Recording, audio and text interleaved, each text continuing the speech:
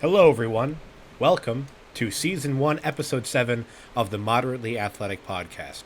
I am your host, Sam Wantock, and, of course, I'm joined by Ethan Decker and Tyler Noctical. Fellas, can I be honest quick? It's been quite the roller coaster of emotions recently. Last night was Thursday Night Football. Justin Herbert, my fantasy starting quarterback, gave me an absolute heart attack. I thought maybe his season was over. And this move, and just about a half hour ago, I was bringing in groceries and I dropped one of the bags, and my most oldest and most reliable khaki shorts split on me. I've lost those as well. But things are looking up. Herbert's day to day, and I have four more pairs of khaki shorts, so we're still okay. I was, But guys, how are you doing? I was totally expecting the "How are you guys doing?" right out of the bat. I wasn't ready for this whole monologue of Sam Wantock's day and just the roller coaster of emotions he's had. But I'm having a good day. It's Friday.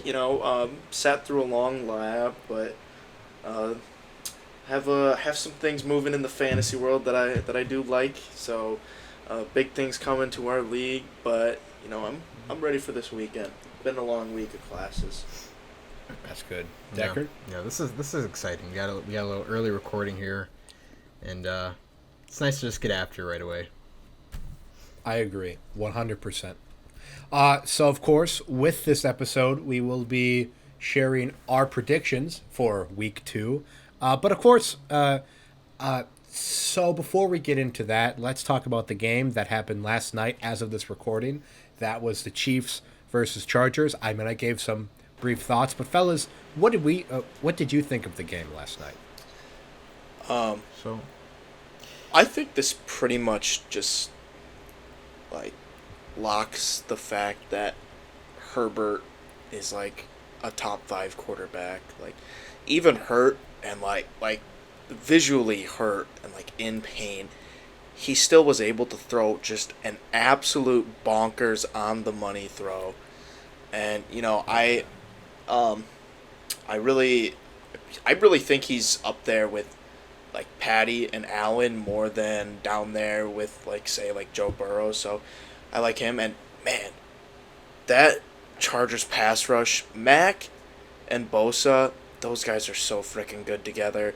They and their run game has been so much better, and I really like what they got going on that defense. But Chiefs, you never know with these division games. I would have had the Chargers winning if we did like a podcast on it, but it's not a shock to see the Chiefs win. They're at home at Arrowhead, and you know what? It was still a fun game to watch nonetheless. So Yeah, I definitely agree with that because my original prediction was to have the Chiefs win. I think it was 38-35 because I factored in the Keenan Allen thing, but I mean, all things considered, that really didn't seem to matter, especially with Mike Williams just like totally dominating against that secondary during the first half. Granted, they did shut him down afterwards, but that was really impressive to watch. Decker, anything to add? yeah, no. When I was making my initial predictions, I had the Chiefs coming out 34-21 in this one, and I knew the Chargers were going to put up a fight in this. And in that first half last night, the Chargers were the better team, no doubt about it. Like they handled their business, but the Chiefs just come around the second half and do what they do in September, and they're just unbeatable. And especially home opener at Arrowhead, crowd behind them, it made it really tough for the Chargers there in the second half. And I really like for the Chiefs defense. I love Karlaftis. I think Karlaftis really showed last night. I think he could very well be Rookie of the Year. Nick Bolton continued to make plays out there, but then, like you said, for that Chargers defense, Mac and Bosa, man, I tell you what, they're going to be causing problems all year round. And if I had one little concern for the Chargers on defense, it would be, J.C. Jackson first came back out there, post injury, had a little bad moments, especially giving up a 41-yard catch and touchdown to Justin Watson, who's very unknown. And but yeah, no, I'm sure he'll get along quite well as the year goes on. But yeah, I think the biggest takeaway is, man, Herbert's just a warrior. I mean, Herbert would not go out of that game and let a big drive there to actually get him to have an onside kick. But yeah, man, Chiefs, Exactly. both good teams, both great teams. I think that's going to be one of the biggest rivalries to watch for like the next 10 years. I mean, granted, not breaking new ground with that statement. It just had to be said. And now let's look into the future. Let's pull out the crystal balls, and let's try and figure out how these games are going to go. So let's start with the Patriots versus the Steelers. Two pretty middle-of-the-road offenses going up against... Well, actually, I guess only one of them is really an elite defense. The Patriots are just kind of there. But yeah, guys, what are we thinking about this game? I think we're going to see New England struggle again on offense. Like, the way that this Pittsburgh's D played last week, it just screams, like, just total dominance against a New England defense that struggled against Tua. So, I have the game 21-13 Pitt. I think while I don't think that their offense is necessarily good enough for 21 points, I can see their defense setting them up just so well, maybe even getting a touchdown of their own again against New England. So, yeah, I like Pittsburgh this matchup. Yeah, it's definitely. Cause I want to say that we're not sharing notes at all, but I had the exact same score with Pittsburgh winning 21-13, kind of for the exact same reason. Cause like the Bengals, their offense is far more explosive than the Patriots, and Patriots won't get a lot of big plays. Plus, I could imagine turnovers could be very similar. So that's definitely why I think that Pittsburgh comes out on top. Decker, what are you thinking? Yeah, I'm also going Pittsburgh. Same reason. I think Patriots offense is going to continue to struggle. I just don't think they'll be able to get anything going on the ground with Damian Harris and Ramondre for the most part. And then out wide, Kendrick Bourne, Devontae Parker, I just don't see them being big factors with Cam Sutton and Minka Fitzpatrick in coverage.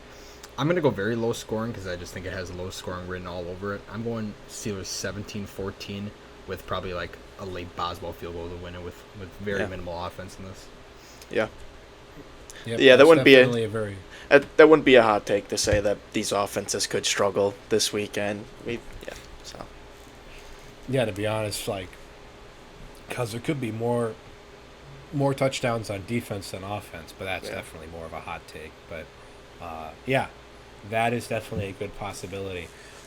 Two offenses that could definitely perform better this week. Going up against these teams, we have the Carolina Panthers versus the Giants. Could we possibly see the first 2-0 Giants team in 35 years or whatever it's been? Guys, what do we think? I'm gonna say no.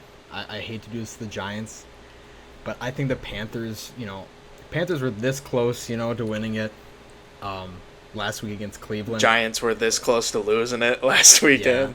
Yeah. So I hate doing this to the Giants because I would like to see them do really well, for once when it feels like forever. But I just think I think that Panthers defense come week 2 here, it's going to take a little step up I could see against the Giants. I think Saquon will have a hard time replicating last week's performance. I still think he could do very well, but last week was a very, very good game for him. But yeah, I got Panthers 28-17 in this. I think McCaffrey will have a big bounce back compared to what he did in week 1, and so yeah, Panthers is what I'm going to go with this week. Yeah, I'd agree with that. I think it's definitely going to be a game that probably happens on the ground between both of these two running backs playing very well. I'd probably be in the same boat as you, Decker. But this one was the toughest for me to honestly come up with a solid prediction because this could really go either way. But I would also take Panthers 28-17. Tyler, what are you thinking? I actually like the Giants this game. I think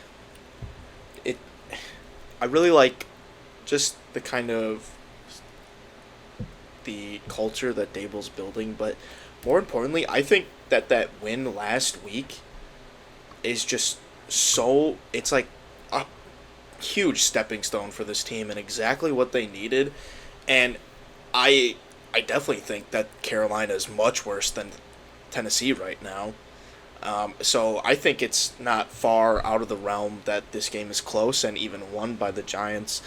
And while both teams definitely do struggle on offense, I still do think Carolina has the better defense, and quite frankly, I think Giants have like a bottom five defense. But I personally just, I can't see Baker taking advantage. Like, especially it's week 2, he still has to figure out some things in the system. So I have the Giants winning 17-14 in a close one. Okay. Saquon another 100-yard rushing game. I mean, I know that you of all people are really hoping for something along those lines, stacking him on your fantasy team. But yeah, that's definitely going to be a very interesting game to keep track of. Two teams that are really kind of still in the unknown situation. I think two other teams that are maybe not so much in the unknown situation, but starting very unknown quarterbacks. We have Joe Flacco's Jets versus Jacoby Brissett's Cleveland Browns. This will be a game that will be played. Guys, what are we thinking?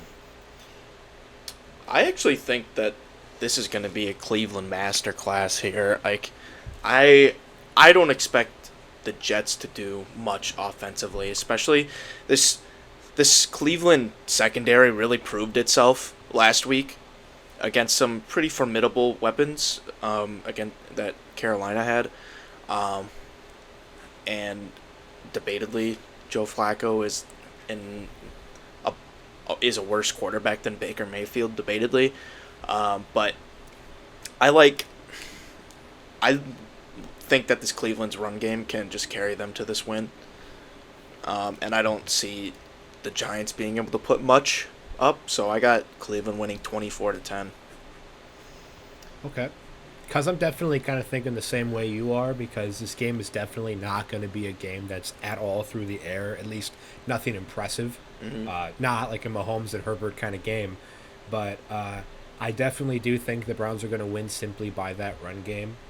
So I had them winning 29-15. Decker, your thoughts? Yeah, this is going to be another Kareem and Nick Chubb game for me. And the biggest thing I noticed is, just like last week when we saw Icky and Taylor Moton get destroyed by Garrett and Clowney and those boys, this week it'll be George Fant and Max Mitchell Right. at tackles for the Jets against Garrett and Clowney. So I think Garrett and those boys are going to get after it big time again with Flacco going down. And, God bless Robert Saleh. He cares about his team. He's trying to amp them up to the media on that and get them fired up. But this is just not going to be another good week for them. And I got the Browns 21-10. Sam, Yeah, wasn't it Miles? Sam, sorry, how did you get a score prediction of 29-15? How what is are you predicting 5 field goals for the Jets, or? How did I get there? I think what it was. Probably some safeties in there. Yeah. Maybe there was I did the math in my head when I made this. Did you just pick two numbers? No, what was it? I think, okay. I got you red-handed. The 20. No, I thought I. Well, anyways. Tell you what. Because I'll post the math on the Instagram page, and I'm going to put a quarter by quarter thing, just to help clear this up. Gotcha. But because I was going to add, wasn't it Myles Garrett against the Jets like a year or two ago, where like they had like 3 quarterbacks get injured during the game? Because like there was something like that because they're already starting to back up, whose like ankle got absolutely imploded, and then they brought in a third guy and like he got injured. But like he stayed in because they had no one else to like put in. I think that was. Was that like Darnold and like maybe Trevor Siemian? And I don't know. I don't even think it's worth looking up. Sam. Yeah, probably not. I was just gonna say maybe there's some scary like kind of like a PTSD boogeyman kind of thing going on in the Jets with like Myles Garrett coming back to town. But anyways. Moving on, we have I'm in a game I guess, a matchup that has definitely scorned the minds of many Colts fans in recent memory. This is the Colts versus the Jaguars. Jaguars last year won an absolute stunner against a Colts team that many thought would make the playoffs. Uh, could we see another Jaguars upset? Boys, what are we thinking? No. I don't see the Colts being just like as inefficient as they were in the red zone as they were last week. I think they definitely pick up that number and score more touchdowns. So, but I will say it's not out of the realm of possibilities for Jacksonville to win this division. I think if they split with Indy and split with Titans, which very well may happen, I could see them winning this division just because of how poorly those two teams played week one. Well, is that a little bit of an overreaction? Maybe, but Trevon Walker played really, really well week one, and he looked like he should have been the first overall pick. And there was a lot of people slandering that pick when Jacksonville first made it, but he shut those people up pretty quickly in that game, and I was really impressed in the way he played, and I think he still has a pretty good game against a Colts offensive line that is pretty good. So, but with all that said, I still have Indianapolis winning 28-21. Okay. Yeah, the Jaguars prediction is definitely interesting. I mean, I do think that it's going to be definitely the Colts to lose this year, and that's why I think that the Colts are going to win this game 31-21. I think that they're going to hopefully capitalize on the red zone more this week, and I think that the Colts defense will be a little too much for the Jaguars offense to handle this week. So 31-21. Decker, what are you thinking? Yeah, like if there's one takeaway we had from week one is that, this division in week one, so anyway, was the weakest in the NFL. This was the one division that didn't get a single win, and two of the teams played each other that ended in a tie. So I do think this is going to be a really close game. Like, I think it will be kind of like the Colts and Texans was last week. I think JT will have a very monstrous type game, and Michael Pittman will get his love. But I'm going to say Colts win this 21-17. I don't think the Colts really put a big stomp on it yet in week two. And I think the Jags will be... Because actually I saw a fact where the Colts haven't won a game in Jacksonville since 2014. So Are you serious? It's been a long time since Indy went down there and won. But I'm going to say this year things change. We'll be very close, but I'm going Colts 21-17. Okay. Well, that's an interesting fact I didn't know. All right. Well, then to move on, we have the Dolphins versus the Ravens. A game that this really depends on Tua, I think, for like a lot of people. But it could be a really fun game to watch regardless. Guys, what are we thinking about this game? Go ahead, Deck. Okay. No, I was just gonna say I think this is a good first test here for Mike McDaniel and the Dolphins. Last week, all of us predicted the Dolphins would come out and win that. They did. Pretty much, most part, dominated New England. I mean, New England's offense was awful, and Miami's defense was great. Offense for Miami wasn't spectacular, but Waddle and Hill both had great games. I'm going to say this is going to be another close one. I think the Dolphins will get a big wake-up call facing Lamar in that offense. Because I think Lamar, even though they did struggle at points last week in week one, home opener now week two, I think he takes it to a next level.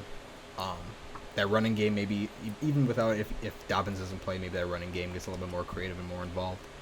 And I'm going to say Ravens 28-24 in this. I think major point will be like Tua. I think Tua will struggle still and probably cost Miami in this game. But I think for the most part, Dolphins will keep it close in this one. And so, yeah, I'm going to go Ravens 28-24. Okay.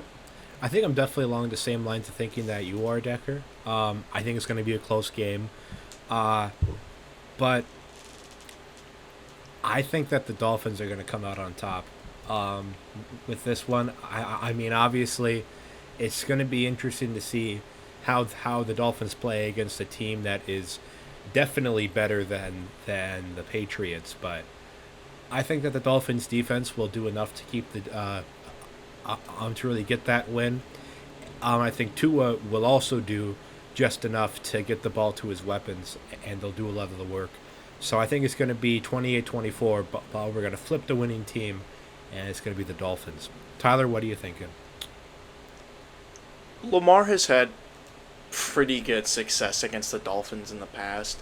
I Lamar didn't have a fantastic game last week, um, and neither did Tua, despite some numbers. But I I think we'll see just Miami pay for the amount of blitzing that they do. I think Lamar is good enough to just kind of dissect them when they do that, or escape the pressure the way he's known to do. So, and I'm still not sold on Tua.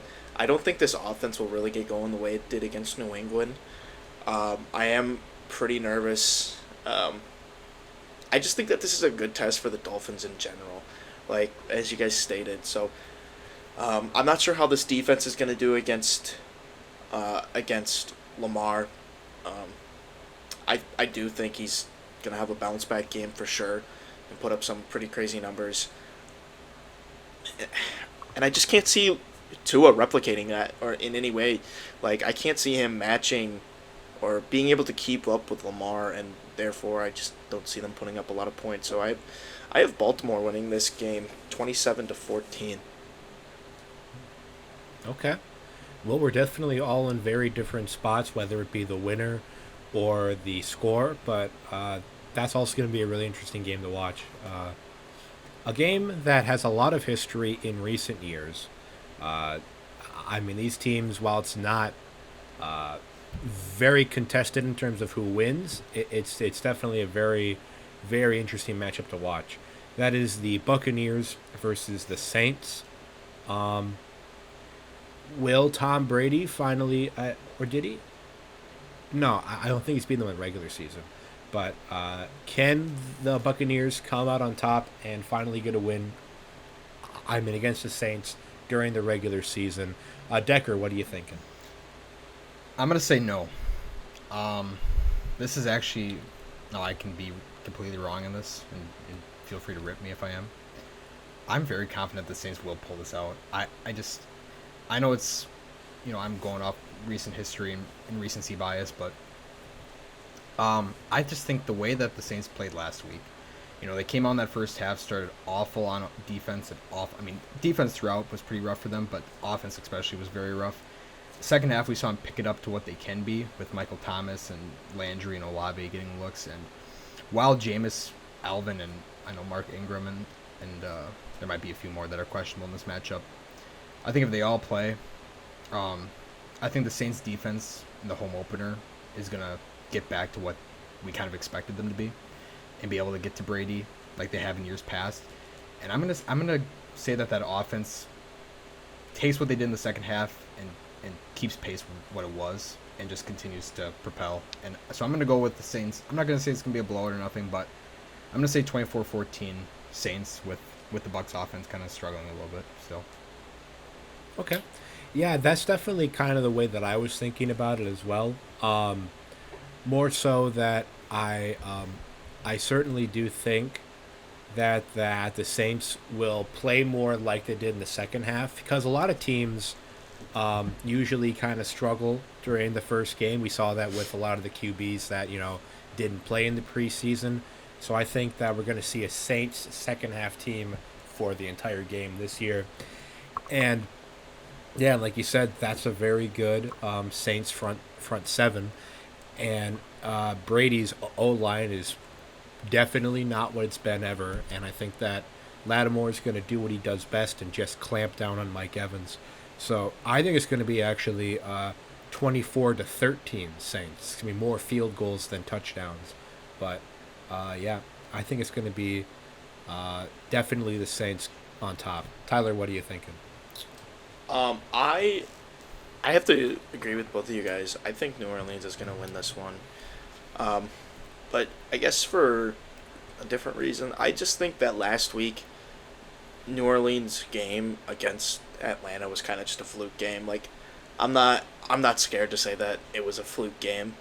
I still think Atlanta has a bottom three roster in the league, skill wise, and I'm while Arthur Smith did coach a good game, it's still a division rival, and so you never know how those games may swing. Like Sam said, and last week the Tampa game, like Tampa Dallas game, like with Dak going down, Tampa still couldn't win very convincingly. They only put up 19 on the board with supposedly one of the best offenses in the league.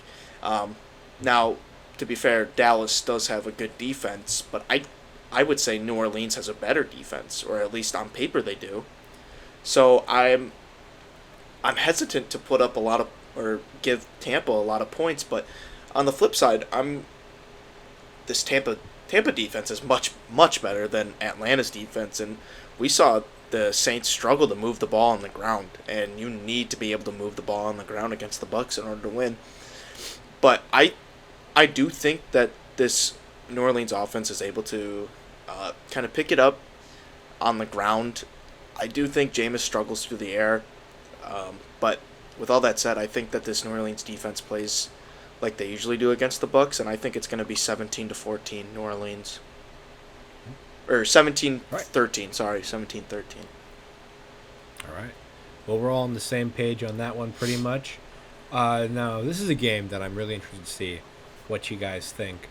And that would be the Washington Commanders versus the Detroit Lions. Really a stinging defeat for the Lions last week. Are they able to take that rage that Man Campbell puts in them and they take the Commanders out? Or do the Commanders shockingly start 2-0?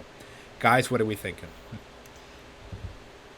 Yeah, I do like for the most part, there was a lot of good moments I saw and I liked from the Lions' point. Like, I liked the way that Swifty ran on the ground behind that O-line and the way that Amon-Ra got involved.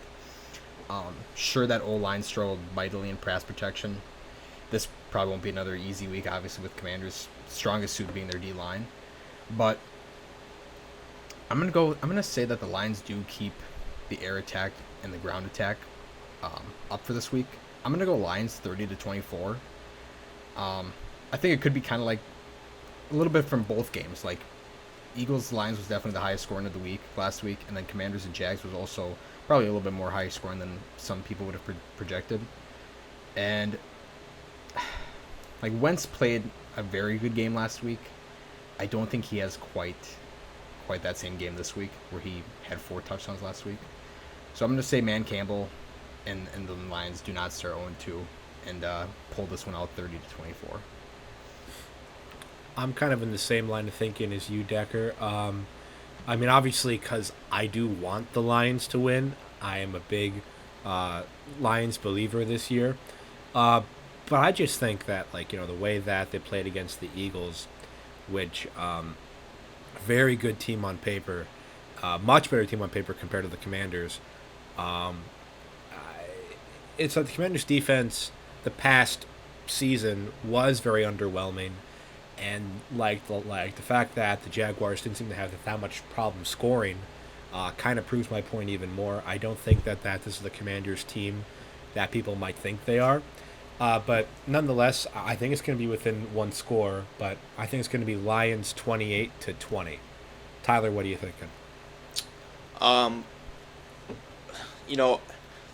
When we originally did our season predictions, I did have Washington beating Detroit, but after week 1, it's hard to pick Detroit against really a team that you don't have very high expectations for, just because the Lions just came out and they played so well against the Eagles, which Sam said have a much better roster on paper.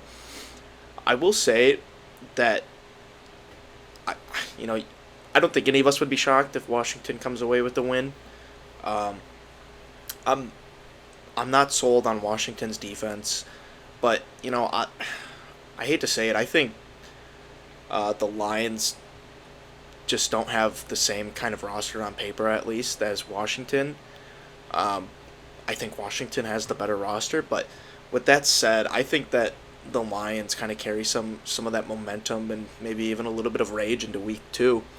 And I think they win a close one against Washington, 27-26. Get their first win on the season. You scared me there for a second, Tyler. Yeah, it's just, I'm not worried about the Lions' run game, even if Swifty is out, because I really do like Jamal Williams as a second option. It's just you never know with Goff or Wentz. You can't trust the ball in either of their hands for very long.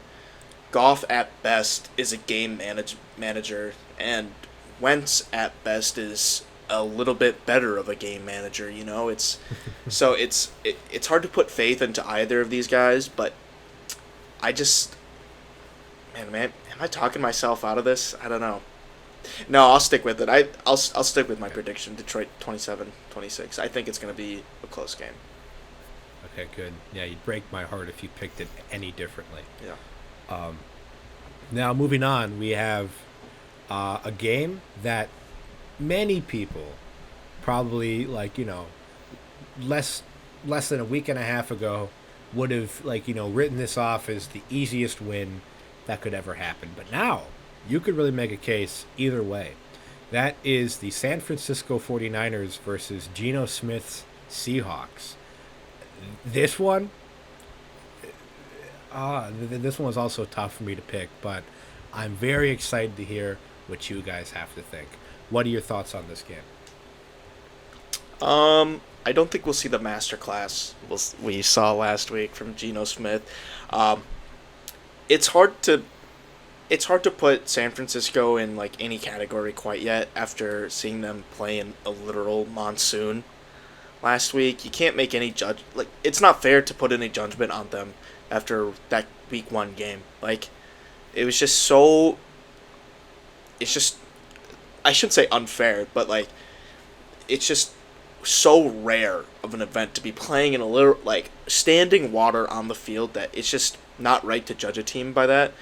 And so, kind of just going back to my preseason projections, I think that they win this game handedly. I don't think Seattle plays anywhere near as well as they played last week, and I think it's going to be 23-10. Well, it's still a low-scoring game. I think Seattle's D might have looked good last week. I might put that into a little bit of a fluke game just because it was first-year head coach with Russell Wilson in a new system. So I think that Trey Lance, obviously looks better this week than he did last week. And I can see him kind of just making some really big plays here and looking a lot better than he did. Yeah, as much as I am definitely in that Geno Smith camp, I would love to see him keep playing well. I do think that the Niners will definitely do better. With that being said, this is a division game, so I do think it'll be closer than what you said, Tyler. But I'm even with Jamal Adams going down now with season-ending quad injury. I think that the Niners will be able to move better against this Seahawks defense. I think it's going to be 28-21 49ers. Decker, what are you thinking? Yeah, this is very interesting. I mean, if you would have said last week that the Seahawks would be 1-0 and the 49ers would be 0-1, we would have probably said you're high, So, one factor I am curious to see in this game, though, is they're predicting heavy rain again. I saw in the San Francisco, Santa Clara area that day the game is supposed to be 80% chance of rain. So 49ers could be starting the season with back-to-back rain games. So, if that holds true, this could be another sloppy one. Not saying the Seahawks could win, but I'm going to say it will be close. I think 49ers offense still is kind of trying to get to top speed. It's still early. And like you said, divisional matchup, I'm going to say it will stay pretty close. I'm going to go 49ers 20-14, but I mean, keep an eye out for that rain and the weather if it happens. So. It's like you played one game in the rain, so you kind of know what to expect and what you need to do on the ground. And San Francisco just wasn't ready to be able to run it on the ground as much as they wanted to last week. So I think this week, if it is rain, I think they'll be well more prepared, obviously, and I think that might even play a little bit into their favor. But so what we're trying to say is, even if it does rain, I don't think it would be that big of a difference. I think we'll still see some good rushing attacks from both teams. Yeah, plus I would be incredibly surprised if the rain is anything even close to what happened in Chicago. Yeah. I mean, that was really just like God intervening. He wanted Justin Fields to have that win so bad. But yeah, it's definitely going to be an interesting thing to watch there. I think if it does rain, I would bump my score prediction down a little bit, but I'm going to keep it the same for right now. This is a game that could go really bad for one team in particular. This is the Falcons versus the Rams. I think I might start this one, to be honest. I think that the Rams are really mad about how that opener went. And I think the Falcons don't have a pass rush like the Bills, or even a defense close to what the Bills have. I think that the Rams are going to really right the ship more. Stafford's might get sacked more than you'd think, but I think they're going to do well. I think this is going to be a 31-15 Rams. Guys, what are we thinking? Yeah, I agree. Yeah. I actually kind of have this game in my mind as a tale of two games, two halves. I think the first half will actually be pretty close. Like, I could see the Rams only winning by maybe a touchdown or field goal or such. But then second half, Rams just propel and take off. But I think the Rams definitely do get back on track in a sense. This is obviously, I'd like to see them obviously against a better team, get back on track than the Falcons. But I'm going to go 34-17 with, Matty Stafford won't be pressured as much and he'll be more calm, and I think he'll make better throws this week for sure. Cooper Kupp, monster game, obviously. Yeah. But I'm curious, and this is more directed towards you, Wantalk. I'm curious to see what the running game is going to be like this week. Does Darrell Henderson keep up with all the touches? Does Cam Akers, is it more 50-50? With the Falcons now, it's tough. But I'm gonna go 34-17 Rams. I really hope that the Rams just pick to do one or the other. It's like, obviously, there is going to be a backup that will get touches, but please, for my fantasy's sake, I'm not really drafted Cam in the third round. Okay, I've already been like ruined. Okay, please just make a decision. Make it like a 70-30 split. I can live with that, but not a 50-50. Moving on. We have. You forgot about something. Yeah. Sorry, Tyler. Yes, you may speak. No, I agree. I think it's gonna be just a total Cooper Kupp masterclass. The Bills really, they matched up well against Cooper Kupp, and just the Rams offense in general. As low as I am on the Rams, I'm even lower on Atlanta. I think, like you said, Sam, this is a game to really right the ship. So I think Rams win 30-17. Okay. Yep. I guess I see. It's nice to see that we're all on the same page this time. This is a game that I don't know. I don't know if any of you guys are going to pick a different way. I feel like the way that I picked is pretty like open and shut, but I am curious. This is the Arizona Cardinals versus the Las Vegas Raiders.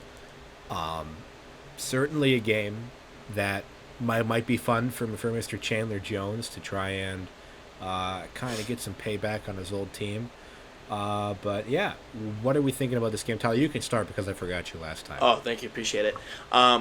We didn't touch at it at all last week. Last episode, the Chargers Raiders game. Besides the fact that I wanted Devontae Adams back on the Packers, but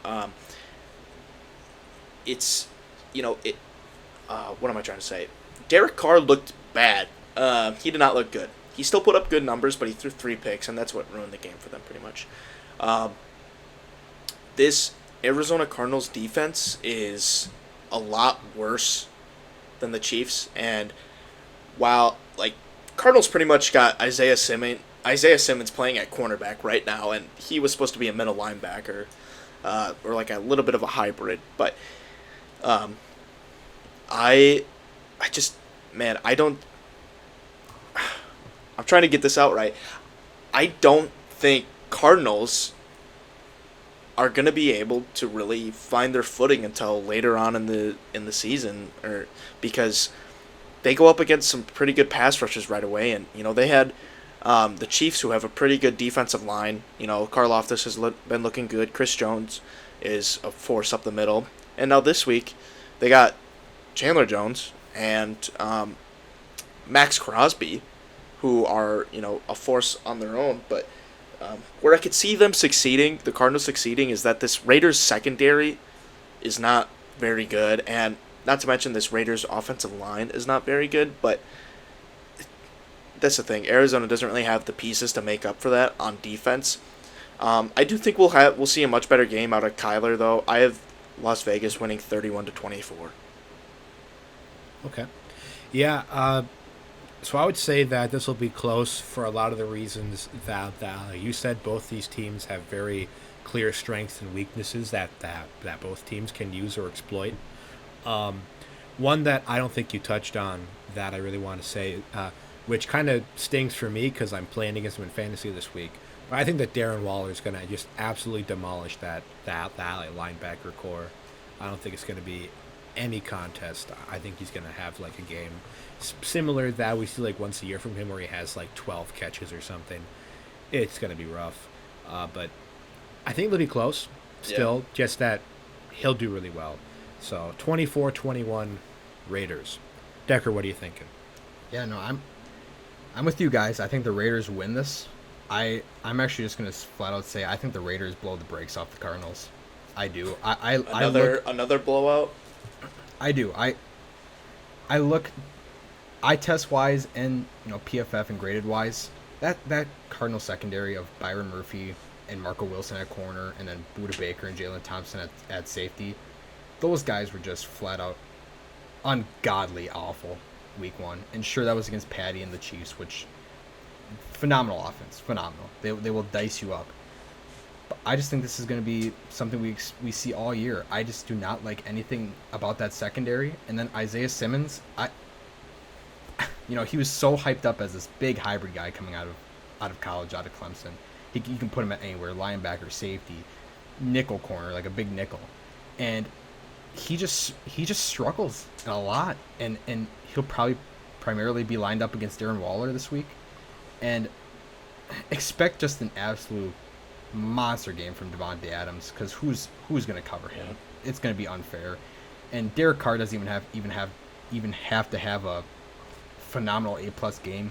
He could be very mid or above and still just be able to blow them out. I got Raiders 38-21. I think Cardinals will do a little bit better on offense than what they did last week against Kansas City. But I think the Raiders just take this big time. All right. Well, we're pretty much on the same page on that one. And now we're going to move on to the Texans versus Broncos. This is Russell Wilson's new home opener. Against an opponent that, if you didn't look at their game against the Colts, you might say that this could be a blowout. But I'm interested to see what you guys would say about this one. Decker, why don't you start? So what are your thoughts on this game? Yeah, some people might disagree. And I know the odds were, if I look back at them, very heavily in Denver's favor. I think Denver's like a 10-point favorite. Yeah, I think it's going to be a lot closer than that. I got the Broncos winning 24-20. I expect big games from both Javonte and Melvin on the ground. I think ground game will be very good, and Sutton and Judy one of them will have a great game, possibly both. But that Broncos defense is just like the Cardinals, just like what we saw last week in Seattle for Denver's defense with Geno Smith dicing them up. I just don't like them. I really don't, and I think the Texans will be able to keep it close offense-wise. I mean, I don't think none of us really expected Houston to move the ball as well as he did last week against Indy. And I think, while I do have the Broncos winning, I think they will keep it. Texans will keep it very close. So I got 24-20 Broncos, but Broncos could be very close for me to being 0-2. Yeah. Okay. I would disagree with the fact that it will be close, but I do think that the Broncos are going to win. I think it's going to be 31-17 simply because the Broncos are playing at home and there is that advantage. Plus, I think that they're going to capitalize on their red zone trips and they're not going to fumble it twice on like the 1 yard line. Maybe I'm being hopeful, being a fantasy manager of Javonte Williams, but I don't just see that happening again, to be honest. So I think this will be not close and a Broncos win. I think it's going to be 31-17. Tyler, what are you thinking? Yeah. Kind of going back to fluke games, both those, like, Houston's game last week and Denver's game last week just kind of felt like fluke games. Like, a lot of not being able to when both of the favorite teams just not being able to capitalize when they should have, whether that be in the red zone or just making bad coaching calls. I do think that Houston is actually better than people may give them credit for, especially after week 1. I'm afraid they might still be like a 3-4 win team this year. But with all that said, I do have Denver winning this game. Another kind of riding the ship game, and I have them winning 24-13. I think this will be a really big game for the run for Melvin and Javonte. I don't think they got as much. Well, clearly they didn't get as much usage on the ground as they wanted to because they were in a close game and trailing part of the time. But Davis Mills is still a competent quarterback, much like Geno Smith is. The only difference is that Geno Smith has been there, done that. He doesn't have like this coaching system to kind of fall back on and rely on to draw some stuff up. I'm not sold on Lovie Smith as a head coach, so Denver 24-13. Not necessarily a close game. So. Okay. While on the topic of quarterbacks that have been there and done that, we have the Cowboys who will be starting Cooper Rush, a guy who, as Decker and I both know, has been there and he has done that on occasion. And they're playing the Cincinnati Bengals. Bengals hoping to bounce back, and Cowboys probably just hoping to make it through a game. Guys, what are we thinking? I actually think this is going to be a close game. The way that the Bengals played and game planned last week against Steelers, and the way that they were not able to execute on offense, just kind of goes to show just how I guess overrated Zach Taylor is. His play calling was really, really bad. Like, first and 10. Okay, run the ball 3 yards. Okay, 2nd and 7. Run the ball up the middle again. Okay. Third, it's. I gotta set up for this. It's 3rd and 4 now. Okay, let's try running the ball to the outside now. It's so like there's no like. I guess what's the word I'm looking for? There's no excitement to the offense like there was last year. There was deep plays galore, and I think Burrow is himself getting caught up in this fact and kind of forcing stuff a little deep. But it doesn't help that the Bengals, like, they have no play action. Like, rarely did you see play action against the Steelers last week. And those are the plays that open things up down or deep. And so I think that Cincinnati's offense is going to struggle, especially against Denver or against Dallas, because if Alex Highsmith can get 3 sacks last week, imagine what Micah Parsons is going to do this week. It's going to be I'm a little afraid that Joe is going to be under constant pressure again this week and force some stuff to a Dallas secondary that is, known to making plays when they need to or when the ball is in the air. And we've seen Cooper Rush play competently in the past. But with all that said, I still do think that Cincinnati's going to pull this one out. I expect it to be close. I have it 24-21 Cincinnati. But I would not be surprised if Dallas wins a shocker, to be honest with you. Okay. Yeah, I would, because I definitely agree with the fact that you had mentioned that I do think that there will be turnovers by the Bengals, because the Cowboys will definitely capitalize on the ball being tipped or just like really really errant throws. But I honestly don't know that if an offense with Dak Prescott couldn't get a single touchdown last week, is going to get one with Cooper Rush. Granted, it is the Bucs defense. I fully understand that, but I think it's not going to be close. But I do think that there will be mistakes by the Bengals, which will definitely cap their ceiling as the winners. I think it's going to be 21-9. Decker? So you expect another week of Dallas not getting a touchdown, or? I don't. Yes, I guess I did pick them to not score a touchdown. Okay. I mean, I would say that max points Dallas puts up is 13, with at least maybe one touchdown. But yeah, I just don't think. Clearly, something's wrong with like the play calling, and Cooper Rush isn't going to help things. Decker, your thoughts? Yeah, this is the perfect game for the Bengals if they want to be able to put week one behind them. A lot of the players and coaches definitely had their heads down, and how did we not pull that one out? Why did the gods go against us and have our long snapper go out? Where McPherson couldn't drill it to win it. But regardless of that, Bengals now get a Dak Prescott-less team, and any type of doubt they might have had after week one, they can quickly right the ship here. I think they do. Now, sure, I think Micah Parsons will be, and DeMarcus Lawrence will be big impact on this. Like, Lyle Collins going back to Dallas, you get have Mike on him, or DeMarcus Lawrence. I'm sure Lyle will get beat again. But then you look at the offense to defense matchups, like Jamar against Trayvon Diggs. As a fantasy manager, I hope T. Higgins comes back, and Mixon, I'm sure will do Mixon things and be pretty dominant in this game, or at least above average.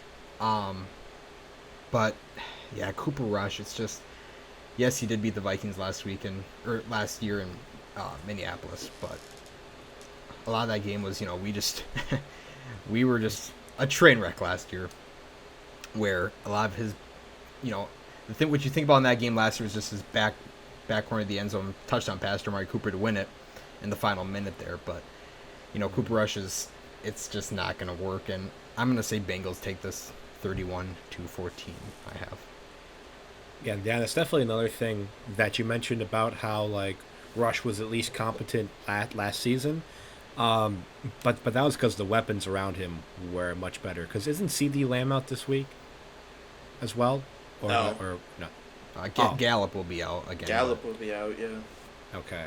I don't know. But the thing is, I think, CD I just trust Kellen Mond as a offensive coordinator. I think he's going to be able to get the ball in like Tony Pollard's hands much more.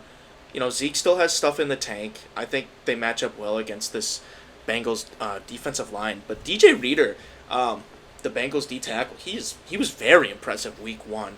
So if they can't stop him, if they can't stop him from stopping the run game, then it's going to be a little difficult. But I do think that with losing Dak, it just means that the coaches need to be a little bit more creative, and I don't put that past Kellen Mond. Can they execute? I don't think so. Well, Tyler, I don't know when. Or not Kellen Mond. Kellen Moore. Yeah, we got. Hey, you said it twice. All right. Yeah. We have fun here. Okay, that is that game. This is a game. Chicago Bears shocked the nation. They managed to win a game, and the Packers definitely slightly upset, perhaps predicted, but still upset. And if I may start, Tyler, this will be music to your ears, but I think that the Packers are going to absolutely curb stomp the Chicago Bears. It's like, okay, look, no rain. You're in Lambeau, all right? Rodgers does own the Bears. That is without testament. And Fields is going to be absolutely assaulted by the Packers defense on all phases of the game. This is going to be 27-6, and no, not a missed extra point. 2 field goals. Tyler, you may go next. Yeah, Sam, another one. We have the same exact score, but you know what? Actually, I'm just gonna 28-6. I'll say. I could see Bears getting shut out. I think we're gonna play a lot more man this week. After kind of just getting embarrassed week 1, I think Jair's gonna follow Mooney for some of the game, and our linebackers are good enough to cover Kmet, who is like their second best option. Obviously, I think Montgomery's still going to be able to get his on the ground, but I don't see them scoring a touchdown. I would be surprised if they even get double digits here, scoring wise. And Packers are really going to right the ship against a division rival here at home. I think that Aaron Jones and A.J. Dillon probably come away with 2 touchdowns each. I don't think Rodgers is going to be able to put more than like 1 or 2 balls or throw 1 or 2 more touchdowns. This game, especially against a pretty weak Bears team that played really well last week, nonetheless, I still worry about our weapons, our wide receivers, but I think our running backs have pretty much shown that they can be like a wide back, basically, where they go and catch balls out of the backfield and make something after that. So I'm not necessarily nervous for this game, win-loss wise. I'm just nervous to see how our skilled players can like take advantage of a bad Bears team. So. Mm-hmm. Yeah, that will definitely be the biggest X factor. I do think that they'll take a step forward, but Decker, your thoughts? Yeah, just like I predicted with like the Bengals, like for the Packers, this is the perfect game to right the ship. I mean, you couldn't ask for a better week 2 matchup to get back to where you want to be. And you know, the statistics show it. Rodgers flat out owns the Bears. And he's very vocal about that, as he was last year in Soldier. The Packers defense will be back to what most of us, and I know Tyler especially, expect from them. They'll get that pressure on Fields. They'll pretty much be locked down in coverage. And I have the Packers winning this 24-10. I could see the Bears getting a touchdown, maybe like Montgomery, or like last year where they saw maybe like a kick return touchdown or a punt return. But nonetheless, Packers 24-10 for me. They right the ship. All right. Now this is another game that, especially after watching them play against the Giants, this could be another probably equally as bad curb stomping. That is the Titans versus the Bills. Bills looked flat out spectacular. Titans looked underwhelming. Boys, what are we thinking? Decker, you may start. Yeah, we're all concerned about the Titans. And, you know, as a fantasy manager again, with Josh Allen at quarterback for me, what the Titans allowed on the ground against Saquon, I'm very excited to see what the Bills will draw up for Allen on the ground against this Titans run defense. Titans were just flat out awful. And for Derrick Henry to try and look and get a bounce back game, I think it's going to be very tough. I think it will be very tough for him to be able to find his footing, because this Bills defense they're hungry and they're very good. And, you know, the pressure like we saw the Bills create on Stafford last week, I fully expect to equal what they this week against the Titans. I think Vaughn will get after it, and you know, Ed Oliver, and then you can blitz Matt Milano and Tremaine Edmonds up the middle. I think Bills take this pretty handily. I got 35-21, and I'm starting to get, after this one, I'll be starting to get very concerned about the Titans. Uh, I mean, I wouldn't be super concerned about the Titans. Like, sure, record wise, but like, I mean, the Bills are the Bills. Like, I mean, you just gotta like pray that it's not a blowout when you're playing them. Pretty much, at least that's how I think it's gonna be for this season. I think it's gonna be Bills. Obviously, I think it's gonna be 38-17. Um, I think really the Bills should stop trying to use Josh Allen as a runner so much. I think eventually it's going to bite them somehow, but I do think that this could be a good game for the entire Bills committee system. But I think it will be air first, then ground second. Tyler, what are you thinking? Um, I do think that this isn't going to be a close game. I have Buffalo winning 34-17. Like you guys, I have my concerns about this Tennessee offense, but the Titans were able to put really good pressure um, on Daniel Jones last week. I mean, it was against the Giants' offensive line, but you know, I think that they're like Jeffrey Simmons is still a really good uh, defensive tackle. So I don't think like usual there's going to be much of a Buffalo rushing attack, and Titans still have a decent secondary. So in you know in another world, I could see that this being a little bit closer than a blowout, but I still think Buffalo wins this one quite handedly. Yeah. And now to wrap up, we have our Monday night matchup, which is the Minnesota Vikings versus the Eagles. So I would personally like to start because I could see this going very badly for the Vikings, simply because Garrett Bradbury is going to be in a living nightmare all night long, and eventually I think that might get to him. But that is like a worst case scenario. I still do think that the Vikings, well, more so Justin Jefferson, will be able to perform well. I think that Dalvin Cook will be able to get his runs in, uh, and I think it will be close regardless. Simply because the Eagles do have a good run game. I do like our front seven, but I mean it's a very elite rushing attack, so I think they'll still do well, and that AJ Brown will be trouble for an aging Patrick Peterson. But I think it's going to be Vikings 31-27. Decker, what are you thinking? So Did I catch that? Did you say AJ Brown or AJ Dillon? I said AJ Brown. Oh, well then I'm hearing things.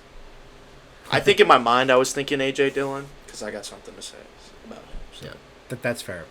I mean, I do get it because you are got Packers on the brain constantly. Well, I just so have a it makes point sense. about the Viking, but go on. Oh. Okay, sorry, Decker.